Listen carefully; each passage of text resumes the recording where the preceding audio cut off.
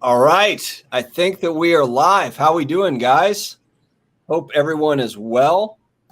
I've been doing the Dayquil thing all week. I've got a pretty wicked cold, to be honest. It's kind of like that summer cold.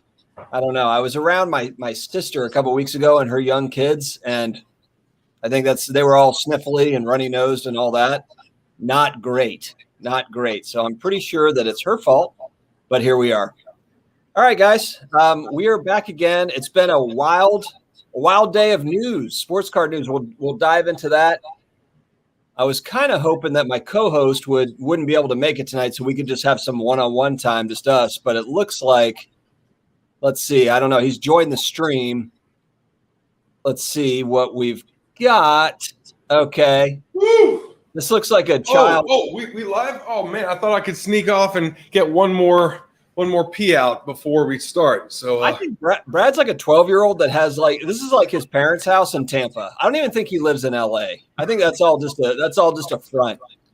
Well, dude, you're the one that's like in front of a fake wall that you put up just to make your house look normal and not like a 13-room mansion. The place I sent you is not really my house. That was just a random link off of Zillow. Yeah, I'm in the state penitentiary. Penitentiary. They let me hang this sign up. Well, thanks, guys. I feel bad for whoever lives there because I've been sending all of these inappropriate pieces of mail to that address. That's awesome. So how long did you spend in the grocery aisle, just in the vegan aisle, just staring at like which almond butter you were going to pick up today? Well, that's why I like Trader Joe's, because they actually don't have many options.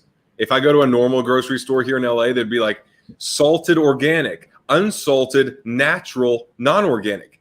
Then like farmers were paid right in Guatemala, like whatever that's called, but then it's half salted, non-organic. So honestly, I just go to Trader Joe's. I keep it simple. Trader Joe's, don't they also have like the $2 Tuesday wine thing? Like, don't they have their own wine that's really cheap? They do have their wine, $2 Chuck. I think it's called $2 Chuck. Yeah, I don't buy that, but so this is what I learned about Trader Joe's. I think this is accurate. They started with mostly wine and chocolate, and that's why their wine and chocolate selection is actually pretty good, and everything else is like, here's your one ketchup. Like, that's the ketchup we got. That's all. When I met my wife, she lived in New York City, and that was the only place like we would do like the $2 Chuck and go get like drinks there and stuff. So we weren't spending a fortune to go out. We were being thrifty back in those days. But I will say this: if you guys have ever been to New York or spent some time in Manhattan, Trader Joe's is the best place, but it is slammed because it's the only place that's reasonably priced, that has good prices, because it's the same prices in Manhattan as it is in like Omaha, Nebraska at Trader Joe's. And that's why there's a line around the store. There always is. It's worth it though. And the line moves fast. It moves fast. And what I really miss about Trader Joe's now with COVID is that they used to give out free samples and coffee in those little cups. And I used to love going, having my sip of coffee, having the little free sample and walking around the store. And because of COVID, they can't do any of that. So you were the guy that ate all the free samples, and they were like, "Hey, buddy, like, there's no homeless allowed in here. You need to get on out. You need to get out of here." And then I'd be like, "Screw you! I'm gonna buy this 19-cent banana. Like, I'm a more coffee. I'm a customer here. One banana, please." I'm gonna tell all my friends not to come. Have you seen that? I'm sorry, guys. We're going to talk about cards. I promise. Yeah. At some point, probably minute 45, we'll talk about cards. Guys, I'm going to do you a favor and share this with you. If you haven't seen this one guy's skit, oh my gosh, it's so hilarious. It's a guy basically complaining about retail. I think it's an IKEA. Steve Seiss, S-E-I-S-S, IKEA. If you look up Steve Seiss or Seiss IKEA on YouTube, watch that video. Not now. After our live stream. Yeah, way to go. We have enough competition, Dustin, to be like, by the way, this was the best thing I've seen all week. Way better than what's going on right now. It's hilarious. This guy's hilarious. But anyway, back to it. Let's first start with NBA playoffs. My preseason prediction came true. Brian, The Suns. I'm just kidding. I did not think the Suns were going to be in the finals. That's a joke. But anyway, you did get that Devin Booker, that great Devin Booker card at the Dallas show. Well, the thing that's funny is that Booker, they're in the finals now. Granted, I haven't checked since they won, but it's not as if the card is like skyrocketed. It's still like about the same. Now, there's not a lot of sales of it because there's not that many of them, but still, it's not as if that card just went ballistic, because they're in the finals. So and honestly, I don't have like a need to sell it. I'm okay just kind of holding on to it. But I think it's funny they made it, though. It makes me feel good. Because actually, when I was talking about that card, I was like, who knows? Maybe they'll knock off the Lakers in the first round, and then all bets are off. Well, I mean, it goes back to injuries, and then now we have a game tonight where Trae Young and Giannis are out. But I saw a couple comments in this in the comment section there about Nikita Kucherov of the Lightning.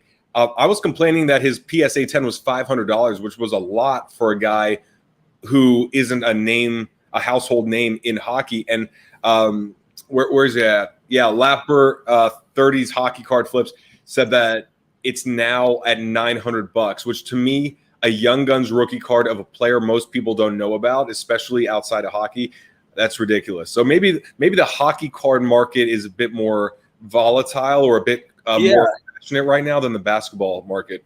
Isn't that kind of weird though? It's, and maybe that has to do with the basketball market was already so hot that prices were already kind of baked in for some of the stuff. Yeah, I think that's what it is. I think, it's interesting learning about the different sports, like the way baseball is different. I remember learning about baseball, I guess 8 months ago or so, where the people I was talking to said it's not really that ridiculous amount of hype unless it's the prospects. The prospects get a lot of hype, but for like a seasoned player, they don't get that ridiculous bump based off of speculation. And that's what I've seen so far is like, I think that the flippers that are very impulsive and short term and all that, it starts with basketball and it's pretty much mostly there. And then baseball is different. And then everything else is different. Brad the Sampler, Chris C said it. I'm gonna do a run through real quick. I missed everybody. Yeah, let's actually acknowledge the people that decided to join us versus watch that great video you talked about. You were kind of just talking, and I couldn't get back to it. So, all right, Mike C, what's going on? Grab me something, Ethan. Ready for some off-centered? The HRE XC, the 88 tops. Yeah, 88. He's all about 88 tops. Phoenix Suns tour of the LA Clippers, the new stint hole last night, and the butthole. Did you pronounce it wrong? It's butthole. The new split. Good evening, Stephen Ryan, Michael Ham. What's up, Michael? Dayquil, Dustin. I know, Troy. I need to get better. I need to get this. I've got the Dayquil and the NyQuil. I've been trying to kind of like get this thing over with, and it's staying put. You're gonna pass out in the middle of the stream. It's like, oh crap, that was the NyQuil. Yeah. Wait a second. I feel kind of weird. And Michael, I don't know if you just hopped on, but I used the restroom literally at minute 1. However, I've drank a whole gallon here and I had my smoothie already. So 40 minutes is actually a very interesting time because I'm just going to go when I feel like it. And I don't know when that's going to be, but it's going to happen again within the hour. And Brad didn't get the memo that he just needs 1 gallon a day. He doesn't need 9 gallons a day. I think I'm kind of worried that he might be trying to end it, like just trying to drown himself. Yeah. You can drink too much water. Suicide. Yeah. Suicide by drinking 18 gallons of water a day. That's a horrible way to go. You might as well just drown. On that note, pleasant evening, Dustin and Brad. Over under on Brady's potty breaks. Let's see. Good day, Alex. Good to see you. Good to see you, Ruben Shuffle. I'm watching but who cares though? Really? I mean, does anybody care, Charles? Honestly, you could just watch it and just have your audio on us. I think that's the best way to do it. Those commentators are pretty boring. Pretty bad. Yeah. I'm not big on Mark Jackson. It's not that I like him as a player. I just don't know, like the way, like him as a broadcaster analyst. I'm not. And then like Van Gundy kind of throws in something random here, and it's just like I don't know. I like Van Gundy because I'm a lot like him, where it's more of just a rant. He just kind of complains about flopping every single game, which that's exactly what I would do. I'd be like, "You're embarrassing your family." I would say that would be my catchphrase. The way, bang. And yeah. Mama, Mama, there goes that man. The way that's their catchphrase, I'd be like, stop embarrassing your family by flopping. I think I'd say that 90% of the game. You just embarrassed your whole family. No Bladder, Brad, welcome back. What's up, Lap? 2 more wins, Brad. Yep. Oh, yep. Man. Wow. Yeah. Are the Bolts like, I mean, what's up with Tampa sports? It's like we're in bizarro world. All of a sudden, Tampa Bay is like it's like the Yankees or something. Like, what the hell is going on? It's been a crazy. That's why I'm savoring every minute of it, because it shouldn't happen and it won't happen. It won't last forever.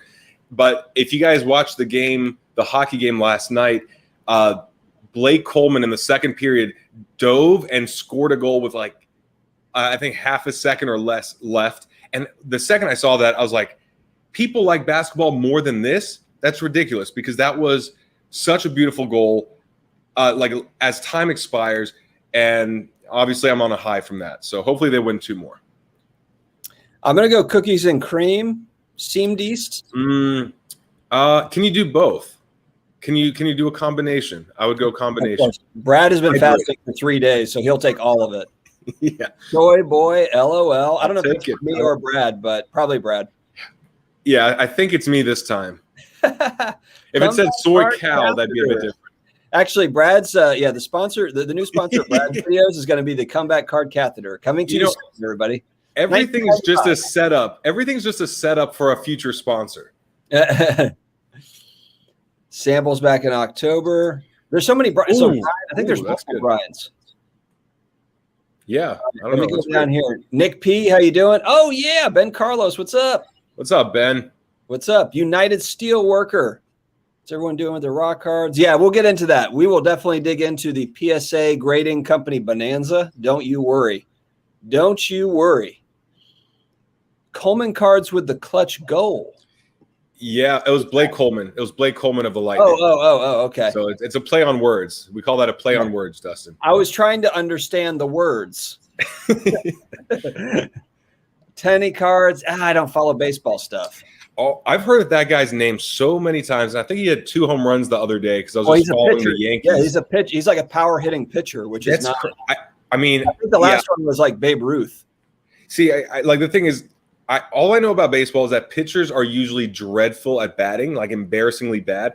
And the idea of a pitcher hitting home runs to me is such a novelty that I think that's cool. And I don't even watch baseball. I just know that most pitchers are dreadful. Sharpshooters throwing grenades at you in the trenches over here. Come on, Brad, more like 45. Hey, man, here in LA, you could be 45 and be super cool as long as you take care of yourself. For those that are wondering how Brad is getting by with card prices being down, he actually runs a Botox shop outside of his apartment in Los Angeles. So, yeah, that's his real day job. Yeah, I have a little setup outside. It's really, I took a tent from one of the homeless here, and it's a really professional setup. So, swing by, guys. I'll give you a deal. All right, what else we got up here? Gave up 7 runs in the first. Oh, okay, that's a tiny. So is he coming back down to earth a little bit? Maybe. So maybe he's actually just a power hitter that they just put in as pitcher. Yes, this is what I was. That's the IKEA guy. Yes, that is so hilarious. Again, don't watch it yet. Watch it later. If you're a hockey fan out there, here's something that's really interesting. Is I saw Victor Hedman of the Tampa Bay Lightning at IKEA, and I believe he is Swedish. I think he's Swedish, but I was like, oh my God, how cliche is it to see a Swedish player in IKEA? And that was back in Tampa years and years ago, but I just thought that was interesting. Clip City, I haven't been doing them because there hasn't been as much to talk about, but I'm hodling. I'm just sitting on my top shots. You're off the bandwagon. You were a bandwagon top shotter, weren't you, Dustin? I like it. Honestly, I'm a collector. I've still got, I'm holding. So, I mean, I sold some and I've held a lot, and I'm just kind of hanging out, but I like the stuff. Honestly, I hope that they can kind of get it all together and it comes back, but there's not a lot of really news to talk about with it. So if you haven't noticed with my station, it's a lot of newsy type stuff. And I talk about all sorts of different collectible stuff that's in the news, and it just hasn't been as much lately. All right. Yeah, exactly. I mean, it's just kind of what it is right now. Okay. So, all right, so Oh yes, if the show veers into dating apps again tonight, need to change it to Unhinged. real quick on that. I gotta say, we're not gonna delve into that. I've gone on a couple different dates. One girl, super amazing. I've seen her, I guess 4 or 5 times, but things are moving quickly. But incredible girl. She's actually a crypto girl as well, so she knows a lot about crypto. But when I talk about card investing, she's totally in it with like reading the charts and all this. And most of the pretty girls here in LA are freaking dumb as rocks. So the idea that I can actually talk to her about investing and that kind of thing, it's really cool. Are you sure she's not the crypt keeper and not the crypto girl? Yeah, like, see. It's like your hair looks a little bit thinner on top. What the hell? It'll be a good update next week. I just want to make sure there's not like somebody waiting for you outside that's going to be honking at the end of the stream like last week. You know what? It made the show. All right, I like dumb chicks. Yeah, I see that one, Charles. All right, guys. Should we talk about cards or sports at some point? We're 16 minutes in. South. Brian's already going south with it with crypto. So let's move on. Crypt Keeper Bobby. All right, let's talk about PSA first. So the news came out. It's July 1st. They have opened up another tier. Talked about it on a video this morning. I mean, there's 19 videos that came out today from the channel. One of them addressed that. So the $150 tier, the Express, is now $200. So we've got a $200 and a $300 option. So what are everyone's thoughts? Brad, I don't think it changes much for you. For me, I'm a PSA customer in that I buy on the secondary market. I've never been a buy raw to grade. I feel like I was late to that party, kind of when everybody was, it was like there was already like the back, it was already getting backed up a year ago when I was thinking about doing it. I got back in 3 years ago, but when I actually thought about really great, buying raw to grade, it was about a year ago, and it was already kind of getting to the too late time, for it. So I never did it, and here we are. But you're someone that has done it. What are your initial thoughts, feelings on the news? I mean, just grateful that I submitted 700 cards when I did at, I think, $10 or $12. I think $12 was the latest if you submit directly for that. 3 years down the road, you'll get the cards back. But at the same time, the cards I was submitting are literally, if this gets a PSA 8, I should still break even. Worst case scenario. This isn't that big of a deal because I'm like, it's a bit disappointing where you're like, okay, so you open up one tier that is still $200. What percentage of cards is now falling in that category for most people? Everyone's waiting for 50, maybe 75, 100, something like that, where it opens the door for normal base rookie cards or something like that. But $200 is like, you better get a 10, or this better be a ridiculously rare card. Besides that, you're probably going to lose your money. So I think it's a bit disappointing because I would imagine most of us felt like there would be one more additional service, maybe at $100. But what are your thoughts? Yeah, I mean, my thoughts on it is I kind of hope that it's just kind of a tiered approach to opening up the other tiers. It's like what we talked about before we came on in, and I talked about it in my video this morning, but it's like if they open up in a few weeks, 3 or 4 weeks, that come out and say, okay, we've got another tier at 100 or 125 or something. And then in, I don't know, November or October, they say, we've got another tier at $75. If they're able to do that, I think that it'll be okay. My concern though, if it doesn't change through the end of the year, I don't think that's going to be great for just kind of momentum for the hobby. I think that people, regardless of flipping, buying, selling, collecting, whatever you're doing, I think it's important to have grading companies that are open and taking business. And I understand why and all of that. I get they have a backlog, and the big priority that Nat has talked about is eliminating that backlog, or not eliminating, but getting it down to a reasonable number. But it's like, I think from like a momentum standpoint, it's an issue. If it just if they don't kind of get it together. And I guess, the expectations, when I hear about how many people they're hiring, and if you go on there, I think it's on their Twitter page, it says like, we are hiring graders right there on like their Twitter page. And you think we could be like consultants? Can't they hire us as like consultants? PR? Well, I mean, look, there's a lot of people that know how to do it way better than us that could go in and do it. I mean, there's a lot of people that know how to grade cards that No, I'm not talking about grading. I'm just talking about so people don't riot. I see what you're saying. Yeah, I got you. Yeah, I mean, I don't know. They probably wouldn't pick us though. They'd probably pick other people. Yeah. Well, after my other PSA submission video, I don't think they would. Yeah. Well, the one thought that came up though is, all right, you break the new box of Prism and you have a base rookie card. You're not going to pay $200. You're probably not going to pay $100 if that opens up. Is SGC or someone else going to be able to become that new major player for the low end cards? And I think there's probably people out there that was waiting on July 1st to submit that lower end stuff where it's worth grading. It's just not worth nearly $200. It's not worth $100.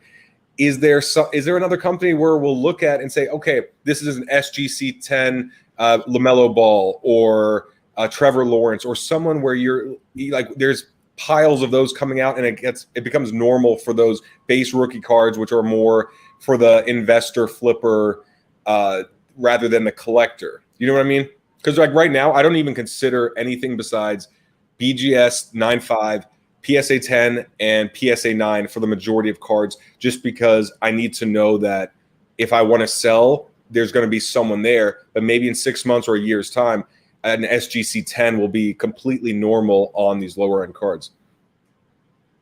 Yeah, and it's kind of interesting. When I do understand that there's kind of that stance of, well, we should not be grading lower end cards anyway. Like, you shouldn't be grading a $20 rookie card, but I don't know if I really feel like that. I kind of feel like if it's whatever you're collecting, or if you're buying, selling, there needs to be kind of a tier where there's a lower end tier for people that don't have $1,000 to drop in a PSA 10 whatever, that they can get in on it and kind of play in that space. Yeah, so, I mean, it's just like. But because a $20 card is still something that could be $80 or $100 or $120. You still, especially when there's 30,000 of them, you want to know, well, what's the 10% that's in the best condition? What is the BGS 10? What is the PSA 10? What is the one that separates it? It just comes down to, and then you said too before we went on that you don't think that they're going to open up anything under $50 or something. I mean, I don't think they're going to ever. Well, I shouldn't say ever, because I think what could cause it to be $10 again, crazy Kev, is if the demand just goes way down. Kind of what the reason why it was $10 is because nobody was sending cards in. So, in a couple of years, if people are like, we're moving on, we don't want to spend $80, $100 to grade a card, they might be forced to lower the prices. I mean, the demand might not stay. We don't know, how that's going to look. Well, and then the flip side is that everything in this hobby is supply and demand. Everything in terms of the graders, the cards going in, all of that is supply and demand. And right now, the supply of cards at PSA is really high, but also the supply of workers, of employees there is going up and up to the point where I mentioned this a couple live streams ago. I don't know if PSA can afford not to have a reasonable amount in a year's time, because when they're caught up, are they going to lay off half the people when it's just new product? Because we're going back through all 80s, 90s, 2000s, 2010 stuff now. All of that's being dug up and submitted to PSA, but that's going to be the majority of it found and submitted. It's not going to be like this number of cards being sent to them, even if they did have a $15 or $20 option in a year's time, except if it's new product. So that's where I'm like, maybe there is just a $20 or $25 option. If not, they're going to have to just wipe out half their graders at some point. Yeah.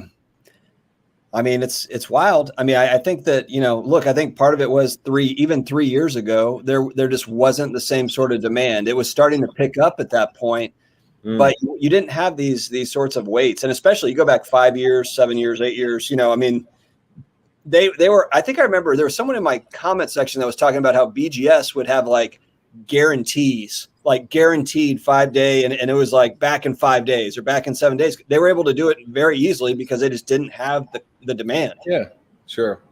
Yeah. Well, I mean, look, let's transition over to the golden stuff, because I think this goes hand in hand with PSA and what they're doing. And of course, if you guys haven't heard, it was, just correct me if I'm wrong, PSA group, whatever Collectors Universe or whatever the subgroup is, bought Golden Auctions.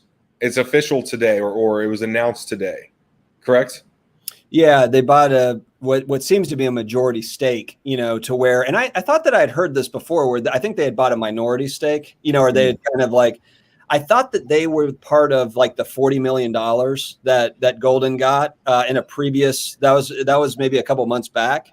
Maybe I'm wrong on that. Maybe it was a different group, but I thought that it was the same group. And then, today it came out that they bought a majority stake, and essentially, it was Ken Golden saying, look, I mean, and it made sense. I mean, I was reading like his quote, and it was like, if bigger competitors try to come into this space, even though he's been doing it for a long time, I mean, if big money rolls in, he might not be able to compete with them, or he will just have to, it'll be much harder. And so this was a way for him to, essentially sell off, a part of his company. He's still going to run it independently. He's still going to be the face of it, as he always has. He just won't be the majority shareholder, is what I gathered from that. Yeah. What's fascinating is that we have Ken Golden's reality show coming out, where it's like, all right, PSA, the way I see it is like PSA, whatever on their back end they think of in terms of investing in this or buying this, they've got to think, okay, well, we also have a huge media push coming out, and in 6 months or a year or whatever time that's going to be out, and that's only going to help. But in terms of companies, when you think of like comparing a card company or a company in this industry versus a company outside, I keep looking at PSA like they're Amazon or Apple or something like that, where they're not only huge, but they aren't slowing down. It seems like they are very aggressive, and there are other companies where it's like the Toys R Us or the Barnes and Nobles or the Blockbuster or the company that's like, look, we're just going to ride this out, or we might do a couple of things here or there. But the way PSA is just being aggressive with everything, whether it's the expanding, the hiring, the new this, the acquisitions, it just seems like they're looking to just clean house. And, even though we don't like monopolies, we want fair business. If the number one team or the number one company is being more aggressive than number 2, 3, 4, 5, then it's kind of like, well, what do you expect? Like, how are we supposed to even feel good about going with the other companies if they're not making it a fair, or they're not like fighting their hardest to earn our business? Yeah. I mean, we had talked about that. It's kind of, you've got one investment group that's coming in and buying up real estate in a very like niche industry. Like, I mean, there's not that many players, it's a very small, it's a cottage industry really that, they're definitely like, it's just that there's such a huge responsibility there to keep it all separate. There's just so much.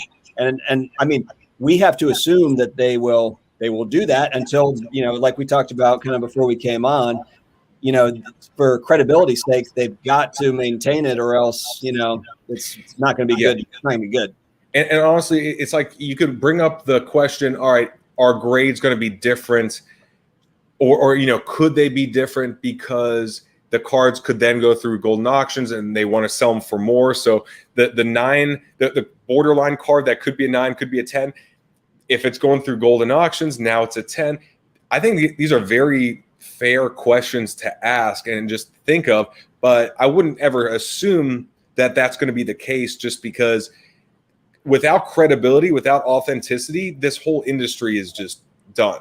I mean, if 10s are really PSA 8 quality cards, or autographs aren't authentic, patches aren't authentic, whatever else, I mean, everything plummets. So like whatever they have to do, whatever they have to say, it needs to be completely credible and the way it is now, or better, just for us to have confidence in this type of merger or acquisition where you see opportunities for foul play. I think it's really interesting too when you look at, I mean, the next companies kind of on down that line are SGC and BGS, and you kind of wonder, like, is there going to be a big group that's coming in looking at those companies? I mean, I have to assume that, with all of these companies kind of being looked at, there's got to be. I would just assume, of course, I'm speculating, that they're getting phone calls as well as to potential acquisition, and SGC and CSG just got acquired. I mean, CGC just got acquired by Blackstone, which is that a restaurant? Isn't that like a restaurant chain? It's a real estate. From what I've heard, now limited knowledge on this company. That's not Ray Dalio's company, is it? It's from what I know, they're in a lot of different things, but from what I know, they're pretty big into real estate. And then they have an arm, I suppose, that bought CGC.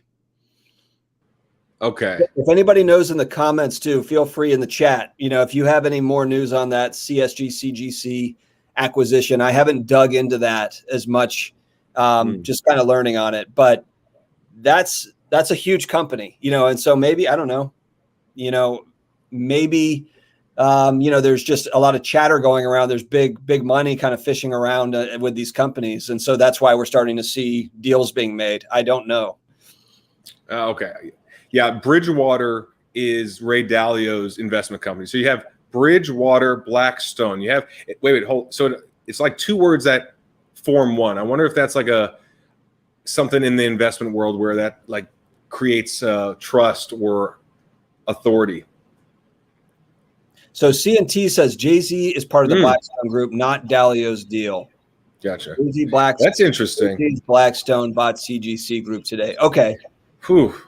That's an interesting little bit of nuance with Jay-Z, just because he's a big media guy as well. And I'm like, I always wonder if there's something outside of just the numbers where it's like, it's like if you watch Shark Tank, it's not just I'll invest the money. It's I have these resources. I have the one lady's on HSN, whatever else, or QVC. And it's kind of like, all right, let's just see if Jay-Z, who might be close with Kevin Durant and the others that have invested, if there's something else that could form. And that's what's exciting to me, because we still haven't heard much from athletes in terms of this, but it seems like we're getting closer and closer, and it's only 1 degree away. Yeah. Blackstreet, no diggity, no doubt. Put up, Bobby. Yeah, I like that. Yeah, so Blackstone is a restaurant as well. Okay, I thought so. Yeah, Ray Dalio has been saying that, though, for a decade. Just so you know. I mean, I'm not saying there's people that make a living out of saying, like, a crash is coming, a crash is coming, a crash is coming. And then finally when the crash comes, you're like, see, I told you I was right. Well, that's like Vegas Dave saying, like, there's going to be a sports card market crash in 94 months, like within the next 9. And I was like, 24 months. I think he said 24 months. I'm like, with the way things were going 6 months ago, I'm like, of course, 24 months. Like every week is drastically different. And cards are like 4xing in price in the matter of a month and a half, of course. So I didn't think that was very profound. But anyway, yeah. Guys, I'm going to put this out there. There will be a sports card market correction in the next 16 years. All right? Start the time. Within the next 16 years, at some point. We don't know exactly. Yeah. But I'm sure of it, 100% sure. They were known for purchase of homes back in their session. Not a good look. Yeah, okay. This is what, because there was someone that I saw that was kind of ranting about them trying to turn the nation into a nation of renters. It was like they're buying up all the property and they're trying to turn us into a nation of renters, essentially. So I know they're big into real estate for sure. All right, what else are we going to talk about? What else do we have? Do you have anything? Brad said it bold. Nice. Guys, book it. Within 16 years, at some point, I'm going to replay this. I'm going to repurpose this content, and I'm going to be the next Gary V saying this. That's a good segue. Good segue. Yeah. All right. So Gary V was talking about Topps Chrome LeBrons. Yes. And he was saying that he likes those. He was talking them up. And I don't know. I mean, what are your thoughts on it? I'm kind of like, I don't know what to think. Honestly, like, and I like Gary V so much, but lately I've just been kind of like, I just don't know, like, what he's doing. I don't know. What do you think? I mean, look, for me, when you look at his content, he's not like our content where I'm talking to a camera about everything in detail. Most of his content it's me being interviewed for some podcast or speaking here or whatever. And like, here's the thing. I've benefited tremendously from his advice, not really in cards, because it was really just the introduction into cards. And then he'll even say, do your own research, blah, blah, blah, blah. But he has his opinions. He has his thoughts. And that's the way I interpret it. I don't interpret it as this guy knows everything, because there are people that even on our stations will be like thinking that we know way more than we do just because we have more than like a couple thousand subscribers. But even when you watch your videos or mine, I'm like, I'm learning with you. Like, we're learning together. We're learning from each other. I just have a station. And I think a lot of people look at Gary talking about anything as this guy knows it all versus here's another perspective. Let's see if it makes some sense. But obviously, you know, he doesn't study sports cards every day. He does it for the fun of it. He does it on the side when he has time. He did it as a kid. So I always take his takes in that context. But I kind of like it, because I've said in one of my earlier videos or live streams where when Gary Vee is not talking about cards and prices are down, I look at that as an upside, knowing that he will always come back to cards because it's a passion of his. It's not just a business. So whatever he talks about, it's great. And he'll be at the National, and I bet there's going to be content on his station. I bet there's going to be content on a lot of other people's stations. And I look at that as just like a perk for the hobby, as long as you don't just say, he mentioned this card, now let me buy it, without any sort of my own critical thinking. Yeah, no, the one thing that Gary has said is like sports cards is like it's 100-year investment for him. Like it's like basically like he's always going to be buying, and you know, he's always going to be digging at sports cards. And that's where I do agree with you. It's not as if he's rolling in. There's been instances within, you know, collectibles and antiques where a celebrity or somebody, you know, big money rolls in and then rolls out. And Gary Vee, he just doesn't strike me as that guy. I think he'll be buying cards for the rest of his life. Now, it'll be here and there. It might not be that he's buying, you know, everything all the time or whatever, but he's going to be collecting it. You know, he's going to be collecting. I mean, it's something that, if you don't know, in the 80s, that was one of his first side hustles. Yeah. And I mean, he's been studying it. He's been side hustle. When I was a kid, I mean, I used to set up at a flea market, you know, when I was 10 years old with my buddy Alan, and not much has changed. I'm actually doing that this weekend. Yeah, nice. Yeah. Well, it's just like the National, except the flea market. I'd like to, no, but seriously, I thought about doing that just for like nostalgia, like just going and setting up, like just go set up at the flea market and just meet people and see what happens. I think that'd be kind of fun. Yeah, you'll be like next to some lady that's selling like, I don't know, some random mason jars or something with like body parts in them. And then like you have like random flea market people going, "Oh, this card is nice. I'll give you $4," and you're like, "That's 16,000." You know? Yeah. And there's like just like really low end stuff all the way around the flea market, and you're selling like $9,000 cards. Yeah. The guy's like, "How much for your PSA 10 LeBron Topps Chrome?" I'm like, 20. Yeah. 20 G's. Okay, so the other thing too with Gary's, I don't believe he sells his cards. I don't believe he is moving them, and maybe there's no evidence of it, but I give him the benefit of the doubt based on what I've absorbed from him over the last few years. So I know some people jump to the pump and dump. I think he's excited about cards. He talks about what has a lot of conviction in, but I don't believe he does that and then sells them. And maybe there's no proof, but that's just my that'll be my default until there is evidence otherwise, because he's earned that from me. Well, yeah, I don't think that he's saying, Devin Booker Prism Silvers. They went bonkers, and then he was the guy on the other side selling them off, at that 10x rate. I don't think that happened, but I agree with you. I could be wrong. We never know. I don't think so, based on what he has at stake, because he's talking about his company's worth hundreds of millions of dollars or whatever. And the most he could make on a card, like a Jordan rookie, would be a couple $100,000 if it goes from the very low to the very high. That would be it. But what he would lose in respect would be insane. Yeah. Yeah, Charles. I should just do it like as a parody. Should go on there and just do some funny parody. Brad and I talked about some different ideas on parody videos, so that might be something. You know what I thought would be funny? There was a comment in here about PSA will be hiring at the National, and I thought it'd be a hilarious video to roll up, make it look like we have really thick glasses or that we're visually impaired, and we both go up, try to apply for PSA in person than just someone videotaped from afar. Dang it, I can never escape this guy. GD always coming in hot with the snack break comments. Speaking of which, I do have to use the restroom. That is legit. And it's 6:40 on the dot here in LA. So 9:40 on the dot. So I don't know what the over-under is, but I'm going to leave the studio for a second. It was 40 minutes. That's what it was. Exactly. It's pathetic. It's pathetic. I'm literally like, this might be the last week that I do this. I might just do like a live just by myself so I can hang out with you guys. Because this guy is, it's getting to a point where it's sad. It's pathetic. It's getting weird. Yeah, exactly, Chris. Bladder Brad. I don't know. He probably needs to go in and get it checked out. It's weird. And he doesn't need to drink 5 gallons of water. Snack break. This has been the snack for the last week. It's been unfortunately NyQuil has been killing my appetite. Ryan won $20. It's a push. I know he went right at like 40 minutes. It was like over under, and he went right at 40 minutes.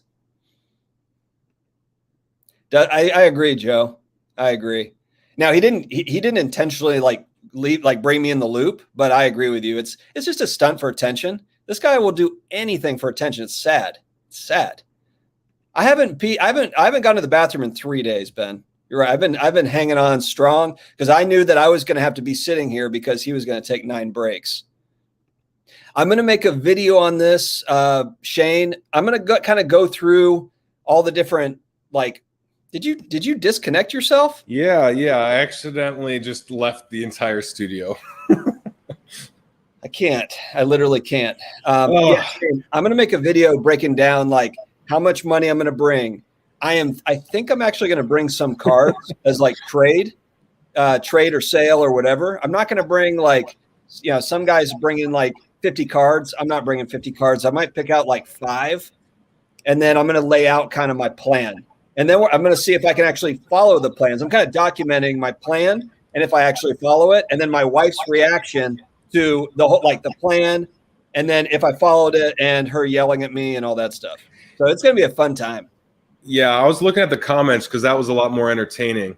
Where is it? I did not wash my hands. No time for that. Got to come back and rescue y'all from Dustin. So I had no time to wash my hands. Yeah, we can actually talk about collecting cards, center fielder. Brad doesn't own any vintage cards.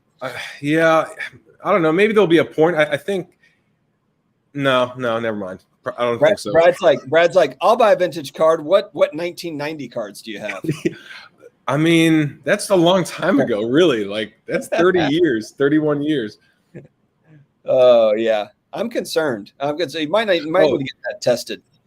There was a comment about I will push back on this, Shane. I will say happy husband, happy life. I will push back on that. I will push back on it.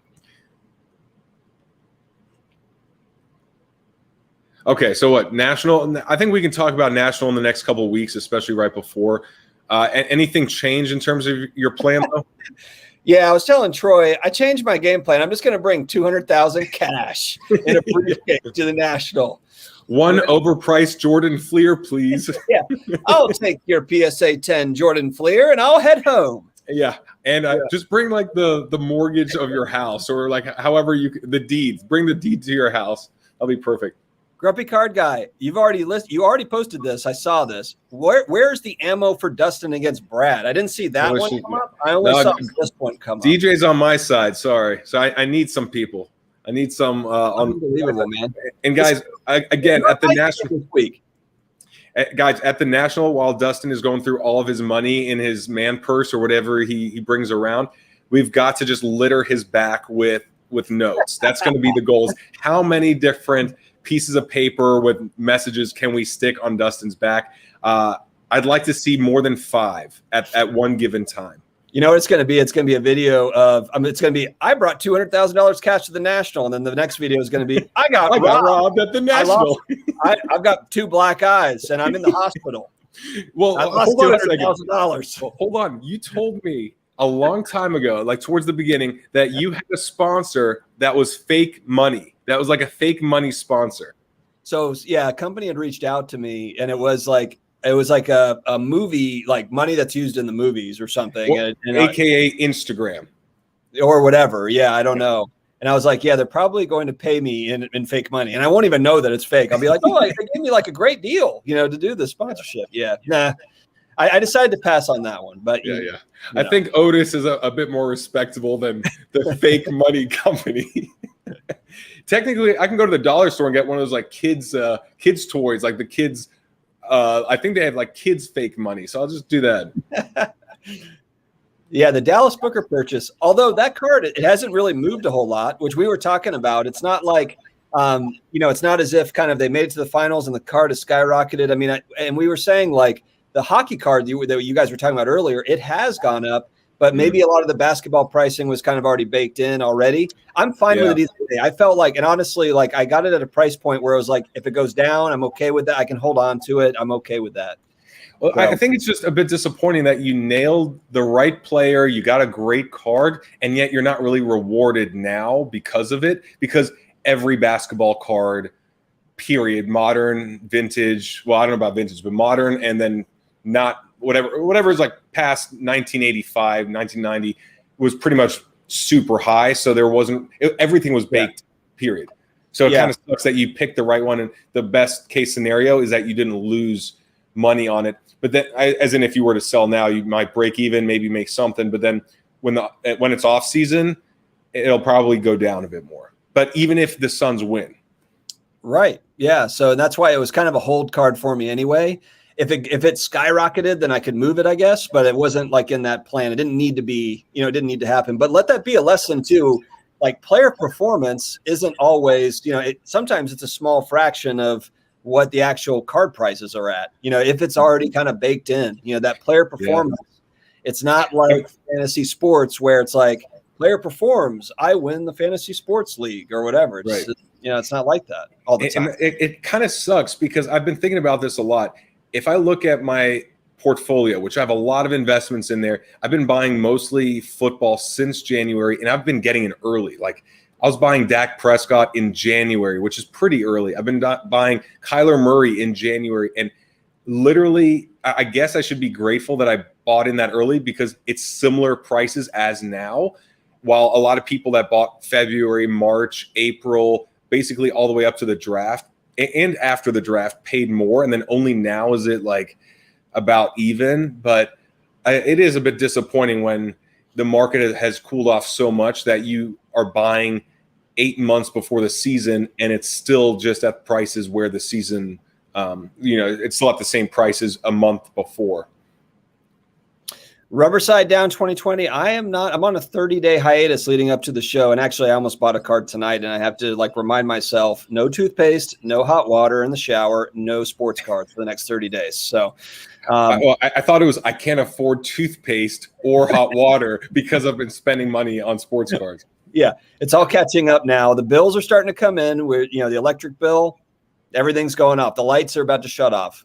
No, I'm not buying any cards right this second. I'm just going to kind of hold off because here's the thing, we talked about it. It's like I'm anticipating the National to be like Toys R Us when I was a kid. And I'm going to walk in and I'm going to want to buy everything in the place. So I just want to this is like me trying to be disciplined so that I have a better experience while I'm there. But I still have a set amount of money in my mind though, where and I'll make a video on it and kind of break it all down. I mean, I've already made 4 videos about it. Just got to break them down into subsections. There's 5 4-minute videos that will come out over. No, it'll be just one to make it more digestible for you guys. Yeah. So that when you turn on your YouTube and you go to subscriptions, it's just 19 videos from my channel. Yeah. It's like, guys, you're going to have to search for my one lonely video of the week among the sea of Dustin's videos out there. No, I'm pretty certain that I lose subscribers because of that, but because they know that I don't need to be subscribed, it's going to pop up there anyway. It's going to pop up on everything, even outside of YouTube. There's enough there that I'm going to catch something. So no worries though. No worries. What about you? Are you buying football cards right now? What are you doing? No, this has been a huge hiatus for me as well. I'm looking up what I was looking at an auction and I wanted to see what the last Patrick Mahomes PSA 10 sold for, because I'm using that as more of an indicator of the whole market, just because last football season Mahomes was pretty much the player that people flocked to first. And of course, the Prism PSA 10 was the first card that really skyrocketed. And I'm almost thinking like, look, if this is the card that starts trickling up, I wouldn't be surprised if the 9s follow and then the other players follow, because it's been a big cooling down period. But that's the first one I would imagine goes up if everything has flattened. So I saw the last one ended just an hour ago for $8,850, but I wanted to see what the ones before were, because I want to know if that's up or down or the same thing. And I'm obviously wanting cards to go up in value. I just think it's a lot more fun when some things are way up, some things are way down. But when 80% of cards are down, I just don't think it's nearly as exciting as when there's just chaos, way up, way down. To me, that's a lot more fun. I hear you. Michael, on this note, so going back to football cards, the card that I almost kind of cheated on and I was looking at it wasn't National Treasures, but it was 2005 Exquisite. It was a Drew Brees, and it was a base card. I believe that the Exquisite is numbered out of 150, the base cards. And I was looking at a Peyton Manning and a Drew Brees. I've been looking at a couple. They're on eBay now. And I think they were listed at like 175, 190 or something. And I was like, maybe I should make an offer on this. And I was like, you know what? I need to just chill out. I need to stop. So not National Treasures, but Exquisite is kind of, that's another really cool set, to check out too. A lot of numbered cards, patch, auto, a lot of different, but it's what I do too is like, go look at the year. Like if you're looking at like 2007 Exquisite, go look at like what a cost of an unopened box is for one of those. It'll be like $8,000 for like 8 cards. I've always thought like the singles just seem fairly reasonable when you look at like what the wax costs for that stuff. And it's really rare. It's numbered and blah, blah, blah. It's like luxury cards essentially. So just so Exquisite, National Treasures are cool sets to check out. Yeah. It's Flippin' Steve's here. Good to see you. Oh yeah. Steve. What's up, Steve? Hope you're doing well, my man. I'll be bunking with Steve at the National, so that'll be fun. I'm a farter, by the way. At night, I fart a lot. I don't snore, though, so that's good. Yeah. Man, that stinks that we can't bunk together. That sucks. Oh, well. Okay. Are you sure? I mean, your wife might want some alone time at night. Yeah. Hey, do you mind if I go sleep with the guys over there in their room? That'd be kind of, just so you can have your time. It's like a slumber party, like when we were kids. Yeah, we're trading cards and And the other thing, I just checked the Mahomes prices. Unfortunately, for what I wanted, that is down. So the 88.50 is actually down. There was a really weird sale yesterday for $5,000, but I don't think it's legit, or I don't think something's off if it's $5,000 for a PSA 10 Mahomes. But the ones before that, the 3 before that was 85.75, 89.59, and then 92.50. So it was going up for the last 3 sales before that $5,000 weird one 2 days ago, and then just now it's back down to 88.50 from that prior high of 92.50. So I was just hoping it would keep going up, get some momentum behind the football card market, but not there. Phoenix Rising with a deep thought. Farts are just ghosts of the foods you ate. Can't argue it. Really. Yeah, actually, that's so. Now, when I fart in front of a woman, I'll be like, "No, this is just the ghost. It's the essence of the deceased food." Versus like it's a smelly ass fart. That's why all these Hinge dates end so well. Well, there's a huge sea of talent here in LA on both sides. So whatever. And there's some interesting people here in LA. So someone's into that. I know that. Is that in your profile? Like like weird fetish thing? Yeah. Well, I see. NyQuil farts. We've gotten off topic. Yeah, guys. hey, I like it. I like the tangent. Bring us back in. I like the Mahomes Opticalo only actions currently being shilled on Probstein. Yeah. So actually, tip here. I'm going to throw this out there. Let me just tell a story, actually. I lost this auction, but I think this is important. One thing that I noticed. So I was bidding on a Jason Tatum 2017 Optic Blue, not the Blue Velocity, but the blue. It's numbered out of 49, that card. But I noticed on like a lot of the Probstein auctions, they don't show the back of the card. It's just a picture of the front of the card. And then in the title, they did not have that it was numbered. So if you didn't know that the card is numbered, you wouldn't know it, but it's a numbered card. So it sold for like, I don't know, it was like $850 or $900. I bid like, I don't know, 800. I was like 700 or 800 and I missed out on it. But now the only two options are like, it's like buy it now, $3,000, $4,000. I mean, there's only 49 of them. It was a PSA 10 too. This is a PSA 10.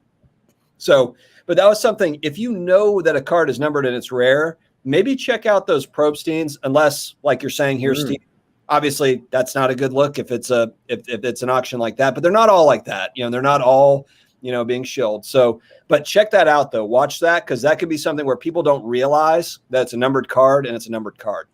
Yeah. You know what I love? It goes along the same lines as when I've seen this numerous times where people have PSA 10s of a card for sale and they just forget to put 10, or they forget to put PSA or something like that. And I'm like, man, the amount of people that could be interested that are now not looking or finding that card, maybe that would be the highest bidder somewhere in there. So I definitely like that whole look for poor listings. I would just consider that a poor listing where you don't see that it's numbered. The question mark though is if the back of the card, what if there's like a little scuff on the back of the case or something that you can't make out? Because is that the way it is for Probstein period? Is it's never showing the back? Because to me, that's kind of ridiculous. I don't want to say never, but I've just seen that, like I've looked at a few of their auctions and I've noticed that that's a thing. They don't have a lot, like the title is not as descriptive, probably because they're just doing so many listings. I assume because they're just doing so many listings. They're not necessarily putting it, in the title that it was numbered, and then they're not showing the back of the card, which shows the numbering. So I'm not saying every single one, but check that out. I mean, that could be something. I don't know. Yeah, and I like that nickname that Dex gave Steve, Stone Cold Steve Flipping. Stone Cold Steve Flipping. I like that. Here it is. Absolutely. Steve is literally like the best guy in the hobby. He's awesome. I like Steve a lot. I like him a lot. Well, dude, we have plenty of room in our hotel room at the National, so come you swing guys, by. Honestly, like it sounds like you're going to be having some, smelly times. It'll be a smelly good time. Yeah. I'll just hang out with you guys outside of the smelly room. Somewhere outdoors. Yeah, guys. FYI, if you think that anyone is crop dusting at the National, it's me. Just saying, it's me. I'm going to be having Chipotle every night. I already looked up the nearest Chipotle.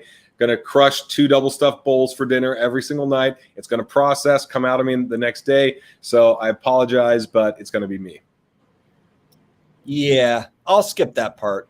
I'm looking forward to it, though. It's going to be good. I mean, it'll be good to kind of hang out with everybody, meet new people. There's obviously going to be a lot of new people to meet. Dude, you know what we should do? We should do like a see if we can get an hour or 90 minutes and then just do a hangout, like a meetup. Just do a meetup. And I probably shouldn't put you on the spot right now like this because you're probably like, God damn it, Brad. What are you talking about? We already talked about this. We're not saying anything. I just wanted to put a lot of pressure on you right now in front of everyone. But I think that'd be pretty cool. Like an in-person meetup or a Teams meetup? No. As in, you're separated on a stage and we're all just there at 30 feet away behind like a glass container while you're, it would be in person at the National. Yeah, you set that up. The big meetup.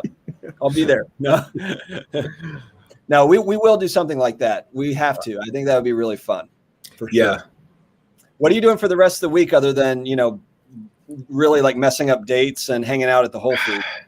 Honestly, the Hinge date, I'm very excited. It's like hangout/date number 4 or 5. Not looking at other girls on Hinge or Bumble, just sticking with this one for now. So very excited. In fact, she's coming over in about 90 minutes. So I got to make sure the air is circulated well here because I've been crop dusting myself. So got to prep for that. I forgot you were Pacific, and I'm like, she's showing up at your place at 11:30. That sounds like the kind of date that is ideal for a guy. Yeah. Perfect. Yeah. Let's just skip all the dinner and all the rest of it. What about you? Anything new on the card side besides like you're not really purchasing anything? Because I feel like right now I'm just in a wait, hold, enjoy the National, and then also just study the trends, see where the whole market's going. But it's been kind of like a summer vacation for me. Yeah, it's been more of me just kind of watching and seeing what's going on. I've been watching, hobby content. I've been dealing a lot with talking a lot of cards. I'm just not necessarily buying, selling it. I'm just kind of hanging out. I'm watching it. I'm paying attention to it.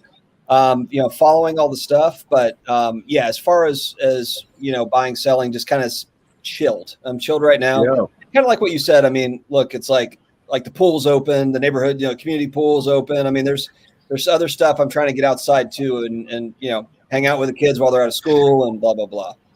Yeah, and I think the other thing too is I forget about this part because I live in Southern California and then I lived in Florida where you can go outside 365, or most days of every single month.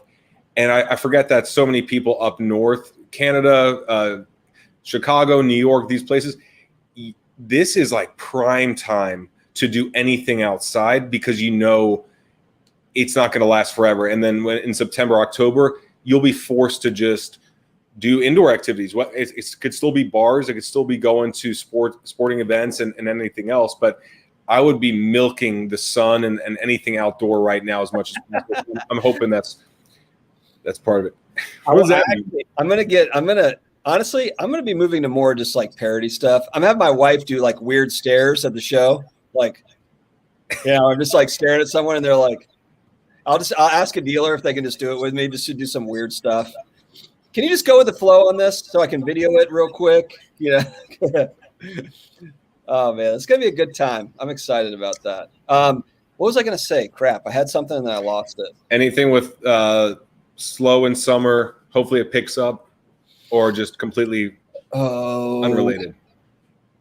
No, it was unrelated to all of these things. I lost it. All right. Well, I'm sure you'll think about it next week. It's probably the Dayquil. It's getting to me. I need to probably just end it now. We had 211 people on this thing. Are you serious? I know. Oh, I know why. Because both Giannis and Trae Young are injured. So no one really cares too much about this game. It's going to be a battle of like what mediocre player comes about and scores 25 points. Giannis and Trae are probably watching the stream. Oh, dude, how cool would that be? They're like, this is way better than the game that we're emotionally invested in. No, it's been, and the reason why I bring that up is because 2 weeks ago when we did the live stream on my show, it was maybe like 130 or 140 people. Still great, but it was definitely down a little bit, whereas it had been like 200 plus when we were doing our stream. So awesome. Thank you very much for joining us tonight, guys. I'm going to say it's the fart humor and the updates on my dating life. I'm going to go with that being like the thing that people are looking forward to, as well as the over-under on when I have to use the bathroom, which is the 40-minute mark tonight. We'll see where it goes next week. So, Dex, I think I'm going to bring some cards to the show that maybe I'm like ahead on a little bit to where, I could maybe trade out of them or something to try to get into something bigger. I'm trying to figure that out, though. I'm still coming up with the plan, and I'm going to lay out my plan with kind of the expectation that you guys kind of shoot back other ideas at me, like you should trade out more, or you should try to sell more, or you should, whatever. Like I want to hear from you all too. That's all part of the deal. And likewise, guys, I want to hear from you what I should write on the sign that is going to go on Dustin's back, and how we can all plot to just cover him like a Starbucks bulletin board with, what's the over-under random notes. What's the over-under on Brad buying one card at the National? That's going to be the bet. Yeah, I think there's a better chance that I go a day without peeing at the National. I'll buy something. Brad, you hang out with Brad, and it's literally like crop dusting and pee breaks every half hour. It's like, cool, man. Well, you know what? I'll just talk to you later. You know what? Just text me, because I don't really think hanging out in person really works. Okay, I think that's it. Yeah. As we always say, guys, this was about an hour longer than I wanted it to be, and I'm not feeling so great. So we're going to hit the NyQuil. Brad will pretend like a girl's coming over here and probably like try to – what is she's real, I swear. You're like, oh my gosh, who was the football player that had like the fake girlfriend? I thought Tua, but it's the other Hawaiian guy, Manti Te'o. Yeah, Brad is the Manti Te'o of sports card collecting daters. Hey, at least he's ripped. At least he's rich and ripped, and he probably has a real girlfriend now. So. Does she walk in, look at that Bucks flag, and say, like, you know what? I'm just going to head back home. You know, this one doesn't. This one doesn't. And I love the set of filters I like throw at them. Like it's like, here's a hurdle. Are you going to go over it? It's like, I'm into sports cards and I live in a shitty little cave. And, you know, I have Buccaneer flag right there. But, you know, girls like the Vespa, though. I will say that. If you guys are thinking about getting a Vespa or a motorcycle, Vespas, scooters, they're a lot safer, easier to ride around in. But the girls like that. So just FYI. All right, we'll take your word for it, Brad. On that note, let's sell this thing. Thanks, GD, for your. Just kidding. That sucked. I can always count on him coming in at the end with something. It's good. All right, guys. Thanks very much for hanging. We appreciate you. We will see you again next week. Yeah. See you later.